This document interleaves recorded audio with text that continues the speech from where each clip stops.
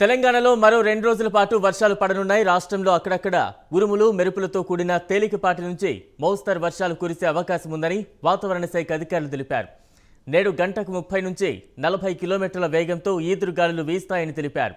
జార్ఖండ్ నుంచి ఒడిశా, ఆంధ్రప్రదేశ్ మీదుగా తమిళనాడు వరకు సముద్ర మట్టానికి 0.9 కిలోమీటర్ల ఎత్తులో ద్రోణి కొనసాగుతోందని పేర్కొన్నారు. దీంతో ప్రజలు అప్రమత్తంగా ఉండాలని అధికారులు సూచించారు.